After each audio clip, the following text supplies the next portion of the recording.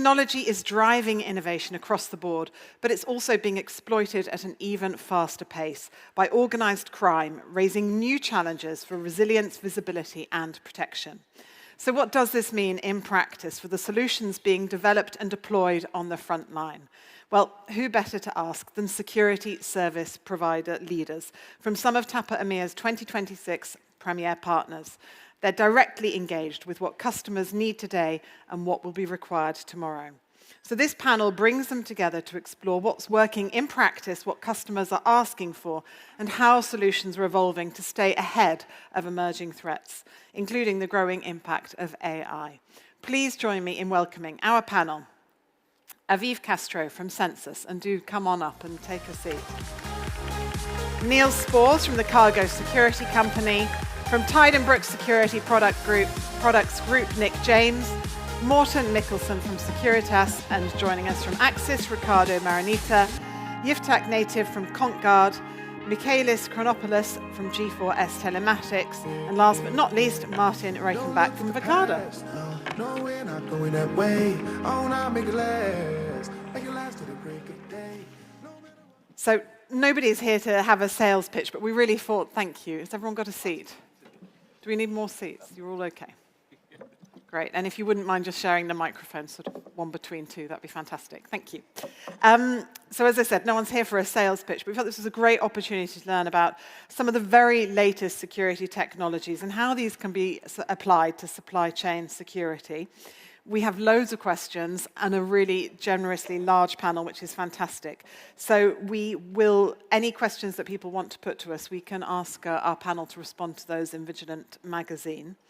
What I'd like to do is quickly come down the line and ask everybody to quickly introduce your organisation. We'll start at the left and I'll let you just work your way down to very briefly explain who you are, what your organisation is, and particularly what you're hearing from customers about the types of risks that they're facing and what they're looking at you to provide in the future, really, for emerging threats. So we'll start. Thank you for the opportunity. I would like to start by saying, last time I was invited here, you have requested us to put some effort to the standards team, what they should be developing for the future. And I told you about the subcontractors and how we should be managing subcontractors. And I'm happy to say that finally we have a document that we share with all the members that is available and they can be protected from how they should be managing subcontractors. So congratulations to the standard teams. They have been working on that direction. They're giving back to the team and to the members information that is valuable, so I'm very happy with this development. And that's why we're here to help more the members and share knowledge and see how we can do better the next year. So I just wanted to start with that. Thank you. I'm representing G4S Telematics. It's one of the biggest security companies in the world. As I always say, that's some good things and bad things when you're that large. Nevertheless, we are providing monitoring and response services mostly. We have risk advisory services, and we provide also technology in order to support the members. And we are facing challenges, us as a company, as a monitoring center, but also our clients are facing challenges that we would like to discuss today. And being active in more than 100 countries with more than 100,000 employees, you can understand how big the challenge is, I would say. So I'm very happy to be here, and I'm happy to answer all the questions you might have for us. And just briefly, in sort of one or two sentences, what would you list as those key challenges that your customers Key challenges is how you prepare for the next day. We have seen all the data in the T's. We analyze them. We see the different modus operandi, so we need to be prepared. We heard Thorsten saying we are always one step ahead. The crime is one step ahead, so we always need to develop new solutions, new services in order to protect the members. So that's a challenge that you need to be constantly working into that direction. Preparing yourself, first of all, as an organization to deliver this kind of services, your employees, and at the other hand, designing solutions that actually can solve the problem. Okay. And we have an approach that we're just not designing solutions as a product, but we are co-creating with our partners, with our clients. It's not about just designing something that may fit or may not fit with what they're looking for, but actually sitting together, designing something that makes sense for them and for their business, because not one fits all. So that's how we approach our development part. Thank you, Michalis. If you could, once again, explain a little bit about your organization and just what you're hearing from customers about the risks that they're facing and the emerging threats they're worried about. Okay. Hi, everyone. My name is Yiftach, Nativ, CEO, co-founder at Contguard. The company basically provides cargo security solutions for high-value shippers. We operate the full chain, starting from operating the IoTs, providing a smart software where companies analyze and validate the alerts, and a 24/7 escalation center. We also operate in more than 100 countries in every given moment. One of the main challenges that our clients are facing starts, I think, from the IoT layer, how you can really implement solutions in large scales and make sure protocols are followed. Then, not just to know when things are happening, but basically to try to predict and to prevent things before they are happening. And that's one of the main challenges that we see that organized crime are leveraging and trying to be smarter than our clients. This is basically where we are facing the most challenge today. Nick. Thank you. Good afternoon. My name is Nick James from TydenBrooks. We are the largest manufacturer in the world of security seals. We've been doing it for 150 years. We are across all type of regions, so the Americas, EMEA, and APAC. And I think one of the biggest challenges we have with our customers is to be able to move away from what's typically been seen as a mechanical seal with a traditional serial number check being your last line of defense, to being a more hand-in-hand innovation approach using digital seals, using new technology to be able to understand where the biggest risk areas are. And not only that, but actually use that data to understand what you're going to do about it. So it's very much about hand-in-hand work. As my colleague there said, there isn't a one-size-fits-all approach to solving cargo crime. So it's working with our customers to understand what their pain is and where their pain is the critical mass. Thank you, Nick. Niels, Spoor, Security.Company. We are based on the Netherlands. In the headquarters, we have doing the monitoring. We do the escorting in Europe. Where our clients facing is most likely also the fake carriers and the thefts on the parkings. That's pretty much the most what we have at this moment. And also, I'm a little bit afraid of what is AI bringing in the next future with us. Thank you, Niels. Good morning. Good afternoon, sorry. For me, it's morning. I'm Aviv Castro, CEO and co-founder of Sensos. Sensos developed the first in the world cellular label in order to provide visibility, real-time visibility across supply chains. We are monitoring today more than 1,000 shipments per second. And we figured out that the main challenge for companies is when they deploy visibility solutions, they actually see that visibility uncover a lot of exceptions and anomalies. And then they fail to manage those manually. So it's very slow, very labor-intensive and expensive. And we took the mission now to basically provide, to help our customers and clients to run autonomous supply chains from visibility to autonomous execution, and to try to escalate, to do the escalation procedures at a certain point that it requires a human in the loop, and then guys like Niels can help. So this is basically what the main challenge that we are dealing with. Thank you, Aviv. Ricardo. Hello, everyone. Ricardo from Access Communications. We're a Swedish brand, and we're known as one of the leaders, worldwide leaders in video surveillance, and the inventors of the network camera. Basically, what we see these days is that customers ask more and more for help. And if we're talking about security, it's basically one of the challenges is how can we detect threats much earlier? If we talk about operations, is how can we resolve investigations faster? If we're talking about safety, how can we make sure that we have the right staff or the right people even accessing our facilities? If we're talking about IT, how can we make sure that we comply with legislation? So it really depends who the customer inside the customer is. But it's a lot of challenges that we face every day, and we're here to help them the best we can. Thank you. Ricardo, Morten. I'll take this one. Hi, my name is Morten. I represent Securitas, another Swedish company. We have a headquarters very close to each other. In my role as VP of Standardized Solutions, we do this every day, meaning just like you, that we solve our clients' needs. And I see two different categories within this space. I see logistic companies, more traditionally looking at fighting cargo in transit, and then I see manufacturers that are looking to secure the entire supply chain, which is just over the last couple of days, we can see how complex that is. And what the problem is that the risk is fully integrated, but the security solutions are not integrated. So this is what we try to fight every day, and it's a cat and mice game, as we know, all of us. So this is what we do. We are not the biggest, but we're close to being the biggest. So next one. Thank you. Finally, Martin. Thank you so much. My name is Martin. I'm from Verkada. Verkada is an American security company. We focus on physical security, video access control, intercoms, etc. And we are facing the challenge that our customers have more and more to do with less people, hard to find the people, spread around the globe, and continuously growing tasks.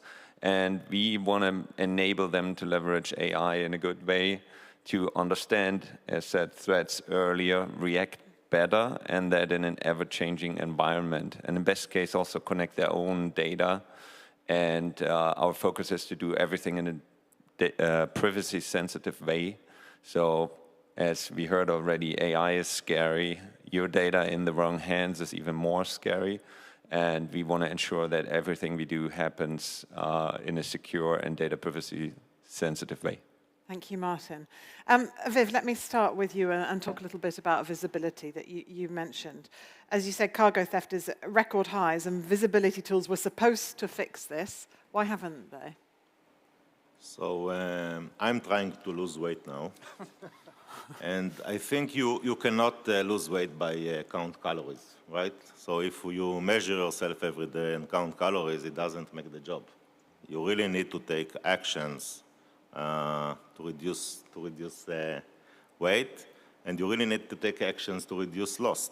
So basically, visibility solutions show the crisis very well, and we see that more and more companies, as I mentioned, are deploying visibility solutions, but that just helps them to see the crisis in real time and not necessarily to prevent the losses. In order to prevent the losses and to reduce the risk, you need to have a solution that closes the loop in real time, from seeing the crisis to taking the actions in real time. So, around this stage, there are respectful people that are doing the monitoring and respond services. And I think you know that every minute that the response is delayed, it's basically reducing the chance to prevent the loss. So I think that this is the case. The case is that companies counting calories now, but they don't really take the required measures and actions to prevent the loss. And this is what's happening.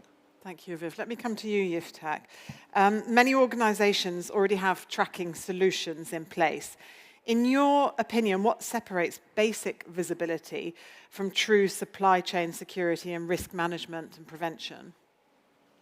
So I think, and maybe it's also related to what Aviv said, so tracking solution can basically tell you where things are happening. But in order to take action, you need a platform that, first of all, needs to analyze those incidents, and more important, to validate it. But again, that's not the whole story.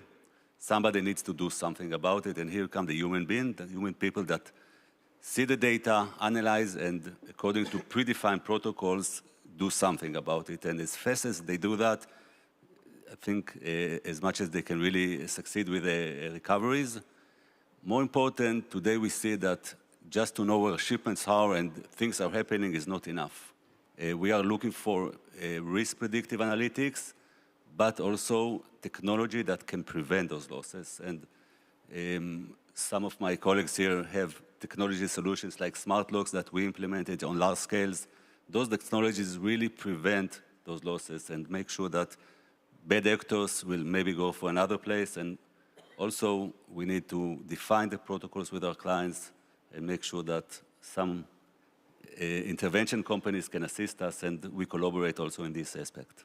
Niels, let me come to you just to look a little bit ahead on visibility. Many companies continue investing in tracking technologies and visibility platforms, but are customers now looking beyond technology alone and focusing more on resilience, response capability, and operational security? If we look into the operational resilience, I think that we still need the human being to have everything in place, because what we see now, especially when it looks to truck monitoring, for example, a lot of things they are facing. What are we going to do? How is the route? What we must do? How we can solve this? And more we are involved in this process, and we help them with that. And I think that it can be better. I think this is a good solution that they present now, and I think we must see how we can work that out together with everyone. Morten, I'd like to bring you in and just talk a little bit about prevention versus detection. How can we take steps, what steps can we take to prevent cargo theft and not just detect it? I'm not saying I'm going back to Adam and Eve, but Andreas said it very good the first day during the keynote. Risk assessment. What are the risks? What are our crown jewels? What do we need to do where? We don't need to build Fort Knox every single way. So in order to predict, we need to figure out what are our risks, even how remotely possibility of happening. And that way we can actually predict them by predicting risk.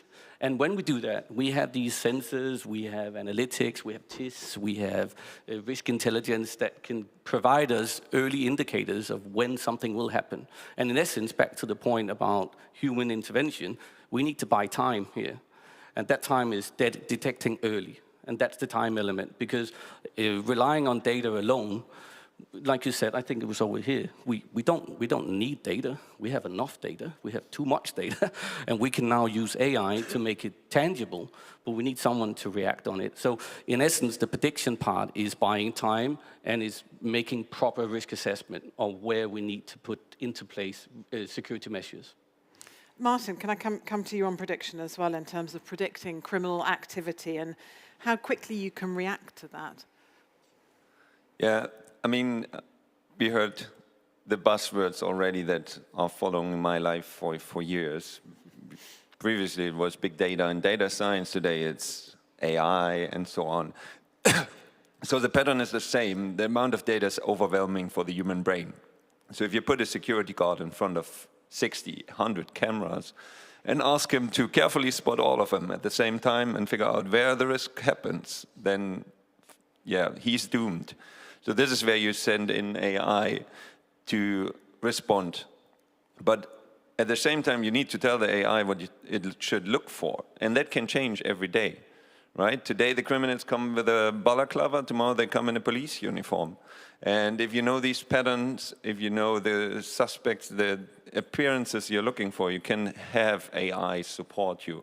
So it's still a give and take. It's not a one-shot wonder solution that you just deploy and solves everything. So we invite everyone also to tell us your topics, your fears, your situations you try to prevent, so that we can find solutions together and build the future that supports the fellow security guards that are still out there protecting your properties for you with the right tool to do it. And I feel like we could have this conversation every week, Martin.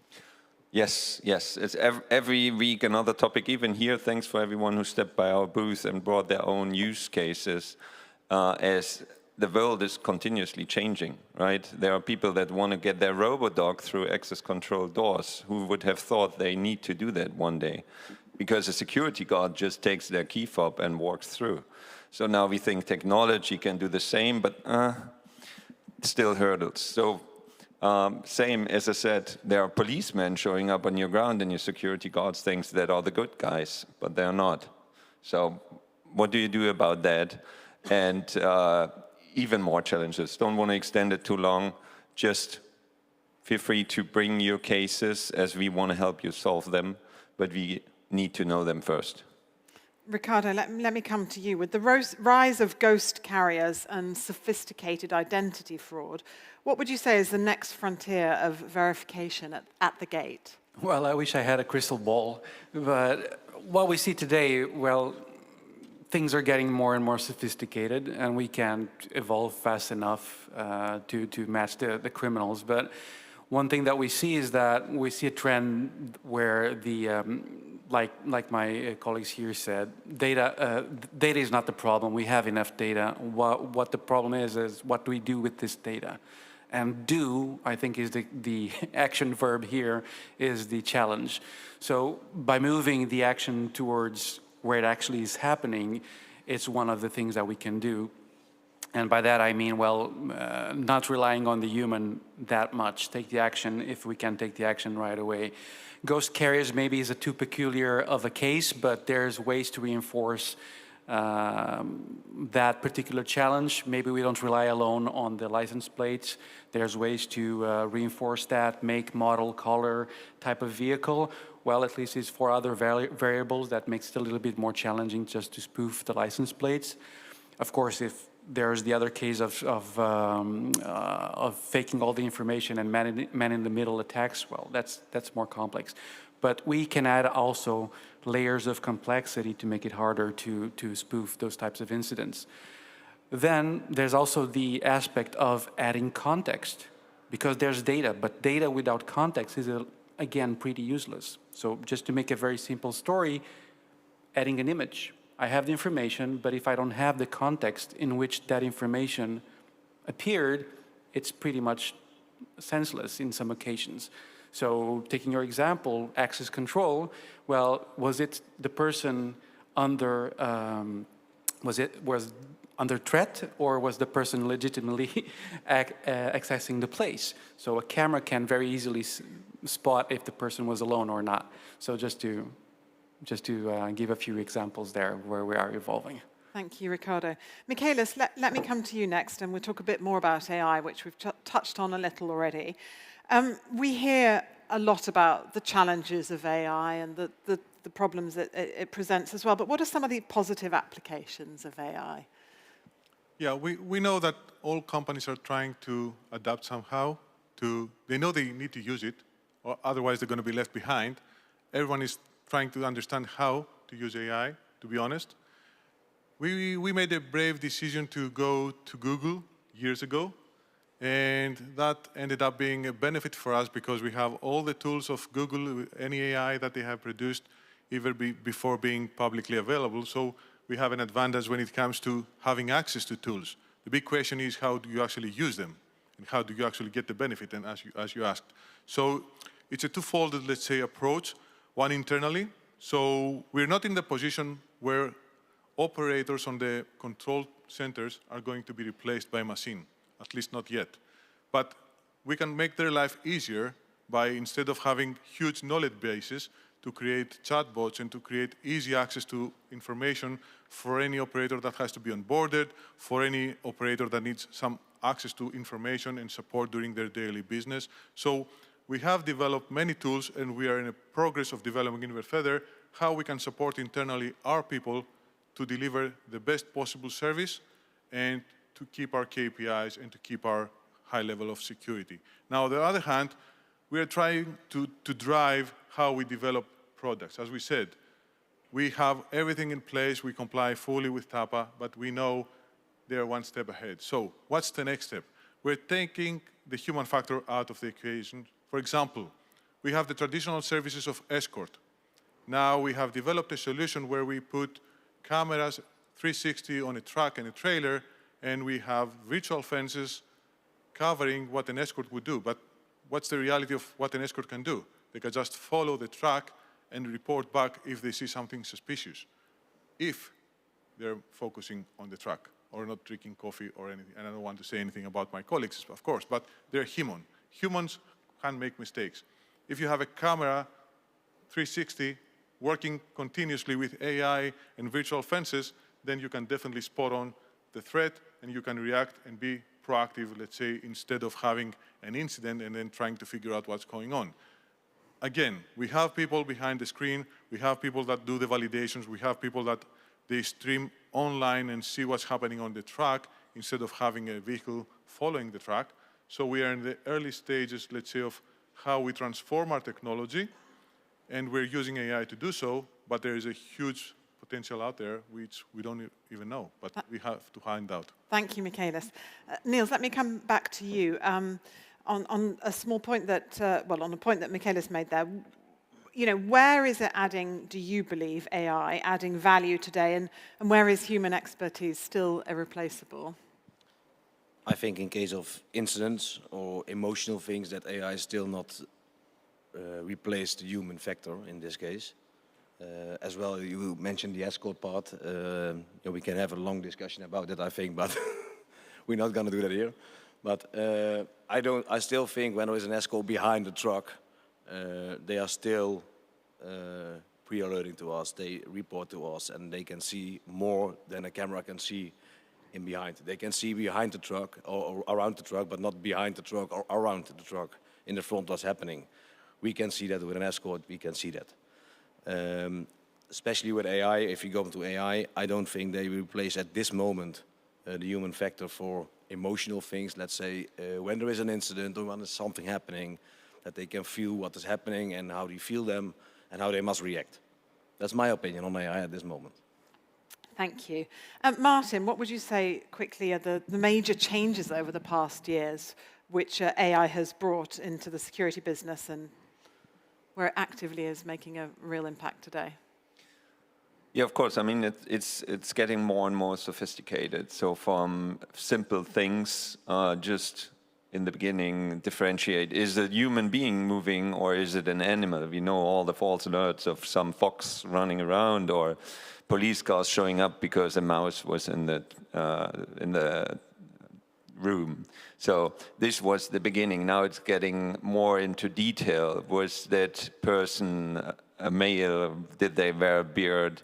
Down to facial recognition, where it can understand, is it a person that I'm searching for, even if the picture I have at hand is 15 years old, because it focuses on major parts of your face geometry and so on. And then all the speed up through natural language work, where you just enter what you're looking for. Like, show me a person pushing a full shopping cart out of the entrance in a retail store. Right? For us, it sounds easy, and a guard would easily spot it because you tell it to him. But finding ways to train AI models to understand what we want it to do for us becomes more and more sophisticated. And that is a frequent change, and it's getting better every day. We are investing hundreds of millions into making it active, and that's also very important for me. I don't like to just talk about the buzzwords.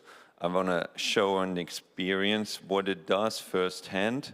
And it needs to be simple, it needs to be quick, and not only for the guards, but also for the people guarding us on a different perspective, like data privacy or data protection. So people need to have easy ways with the same way. Show me who touched camera settings. Show me who changed something in the system.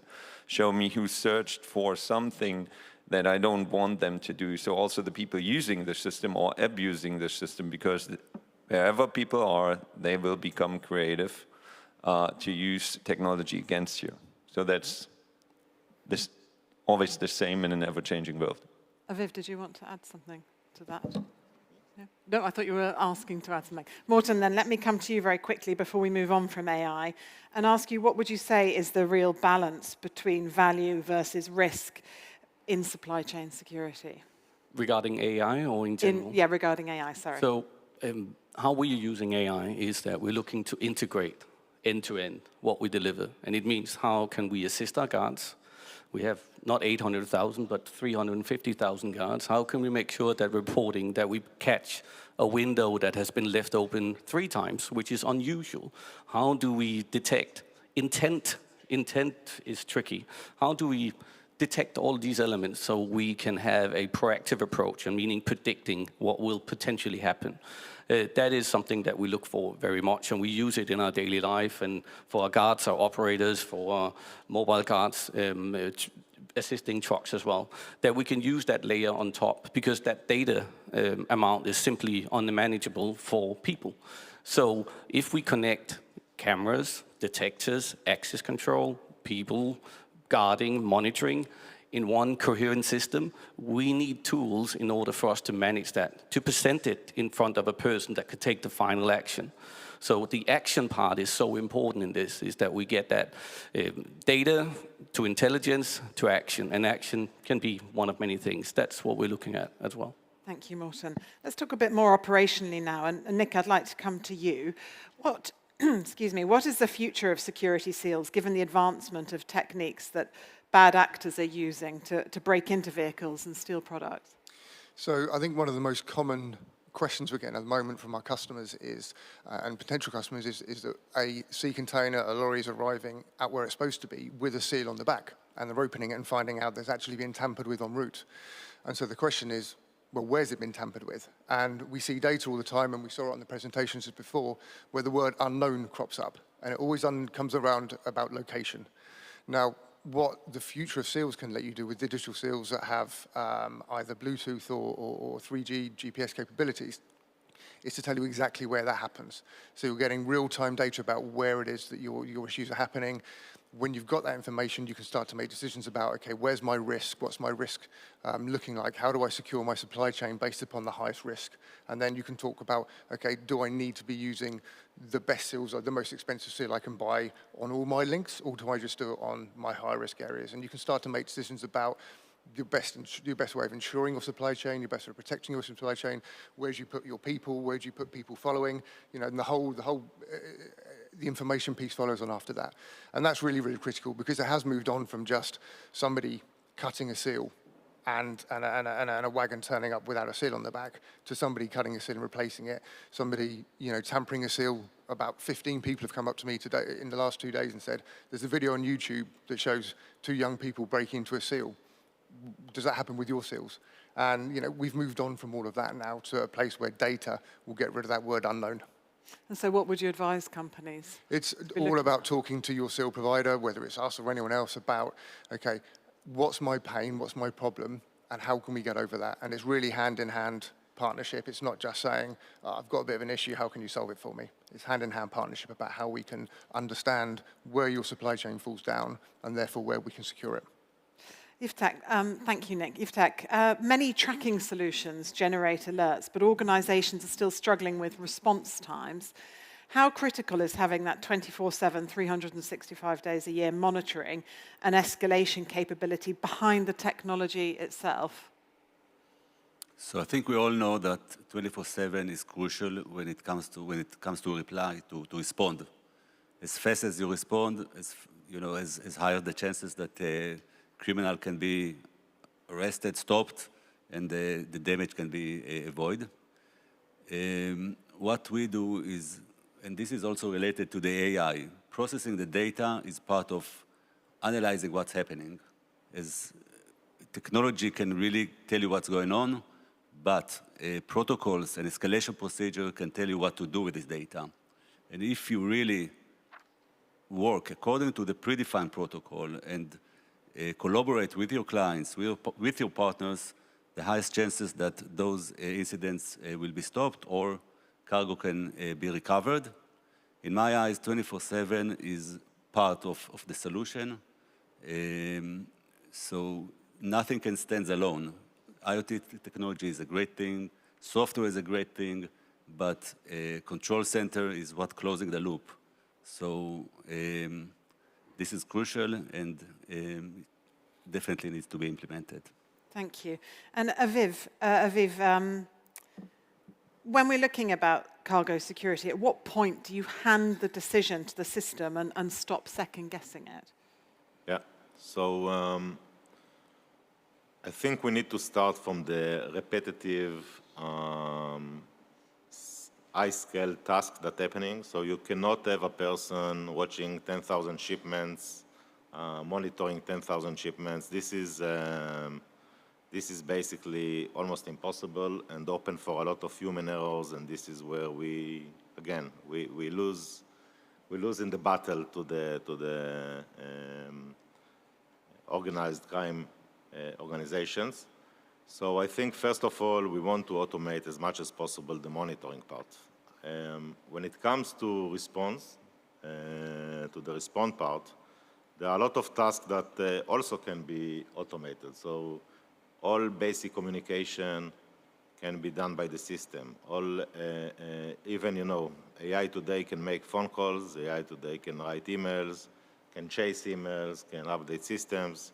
So all of that can be automated and done by the system. The HI, as we call it, the human intelligence, should come where intervention is needed, and the AI cannot do it. And this is where we see the need. So I think I want to give maybe another analogy here. All of us, when we buy a car today, we have some kind of driving assistance that help us to keep the lane and keep the speed. And this is a lot of the AI tools that we see today that still require a driver. Someone still need to operate the car. But when you go to San Francisco and book a Waymo car, then you sit in the back seat, no driver in the front, and the car just take you from A to B. And I think this is what we will see also in cargo security. We will see a lot of autonomous security, cargo security happening in the next 5 to 10 years. Until we reach that point, the combination between AI and HI, the human intelligence, now it's more tend to the HI, of course, because technology is not completely there, and we don't think that we can replace completely the HI. But I have no doubt that in the coming years, we will see a lot of the human-led work done by machines, including even a car that escort the truck. So they're doing it by itself. Thank you, Aviv. We are nearly out of time, so I'm going to just ask the last two answers to be quite succinct. Michalis, can you just tell us quickly how the industry needs to bridge that gap between a digital alert in a truck and a physical cross-border response? Of course, as we said, and I fully agree with the other panelists, we're not there yet where we can replace the human factor, okay? What we're trying is to support them, to avoid mistakes, to perform on their best. So that's how we bridge it today. As I explained, we give them the tools, we give them the technology, we give them a proper training, because we have discussed about how important the training is, and we bridge that gap of how you do not make any mistakes, you perform in your highest possible level, and then you keep the service in a very high level also. I do believe that we will see major changes in the future. We should be expecting them and embracing them and not avoiding them, because you're going to lose at the game at the end of the day. So definitely, we need to work with the tools, we will work with the technology. We are all partners against crime, so all of us together, some of you might see us as competitors, but to be honest, we are all in the same level, and we're trying to help each other just to fight crime and to provide to our clients the best possible solutions. So next year, we'll have another discussion about how the technology has evolved, and I'm pretty sure that we're going to see amazing things moving forward. Thank you, Michalis. I've got one more question for you, Ricardo, but just to give everyone else a quick heads up, for a closing finish, I'd like to just give you all a quick fire opportunity to give our audience one priority that you think that they should be focusing on over the next 12 to 24 months, and I'll come to you all in a minute for that, just a word or two. But Ricardo, before that, as physical and cyber threats are converging, are customers still buying security in silos, or do you think they're starting to think in terms of this unified resilience strategy?